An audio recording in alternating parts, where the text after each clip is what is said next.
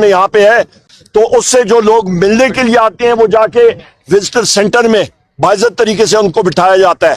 ہمیں جو ہے گیٹ پہ ہم لوگ کھڑے رہتے ہیں, گھنٹوں گھنٹوں کھڑے رہتے ہیں, تذلیل کرنے کی کوشش کی جاتی ہے, کنڈیم کرتے ہیں اس چیز کو.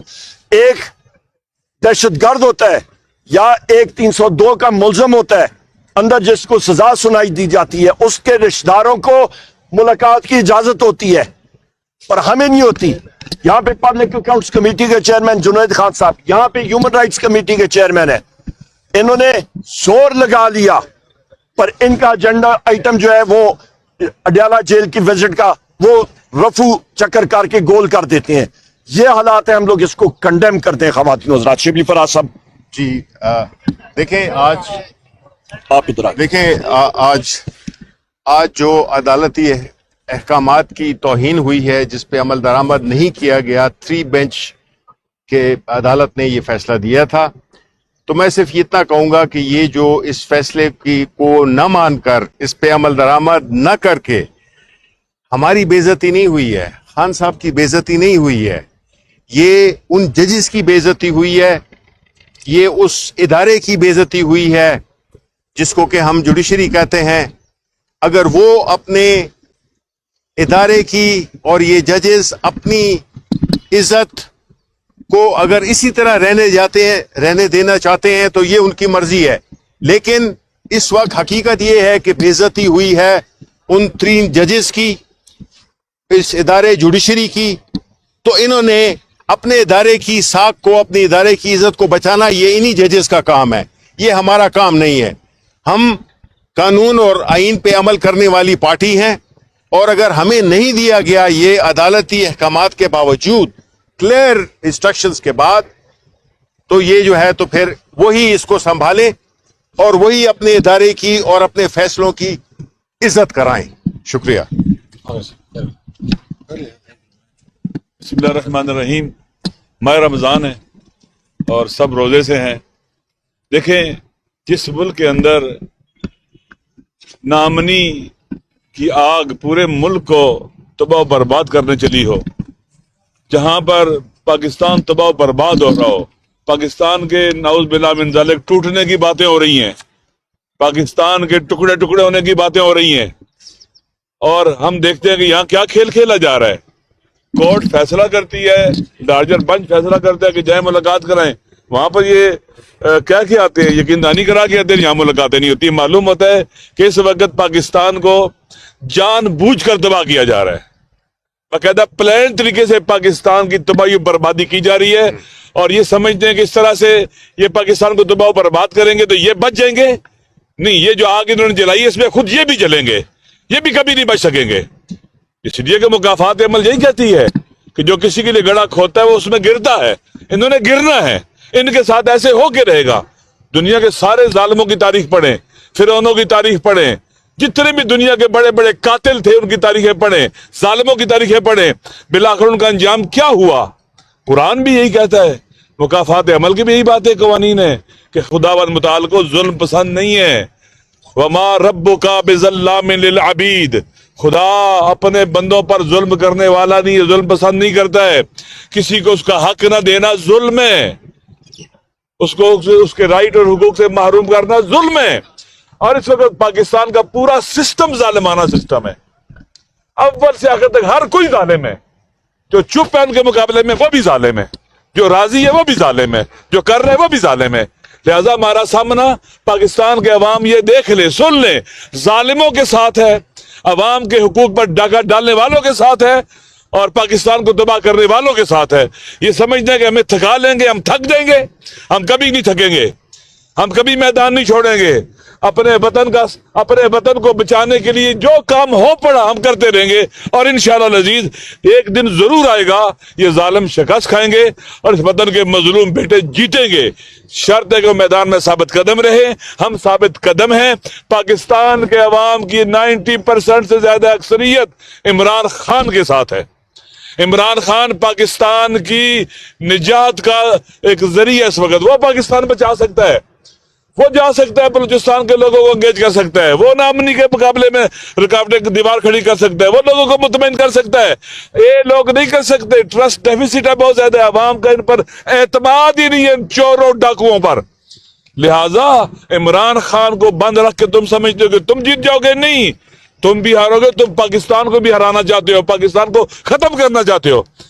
لہذا پاکستان کے عوام کی چیزوں پر توجہ کرنی چاہیے, اور انشاءاللہ العزیز پاکستان اللہ کی ایک نعمت ہے ہمارے لیے, ہم اس کو بچائیں گے, اور ان نالائق, نااہل اور کیا اس سے کہتے ہیں کہ خود غرضوں کے شکنجے سے ہم پاکستان کو نکالیں گے, اپنی مادر وطن کو نکالیں گے انشاءاللہ. ہم ان کے ہاتھ توڑ دیں گے, ایک دن آئے گا دیکھنا ان کے ہاتھ ٹوٹ جائیں گے انشاءاللہ. میں خواتین حضرات صرف ایک وضاحت کر لوں, پھر یہاں پہ صاحبزادہ صاحب یا جنید خان صاحب بات کریں گے, کہ عدالت کا آرڈر تھا کہ یہاں پہ وزیر اعظم عمران خان صاحب سے ملاقات کے بعد ہم نے پریس کانفرنس نہیں کرنی, کہیں اور جا کے ہم لوگ بات چیت کر سکتے ہیں. ہماری ملاقات ہوئی نہیں ہے, لہٰذا اس کی ہم لوگ یہاں پہ کر رہے ہیں بات چیت. جناب ایک سیکنڈ, جنید بھائی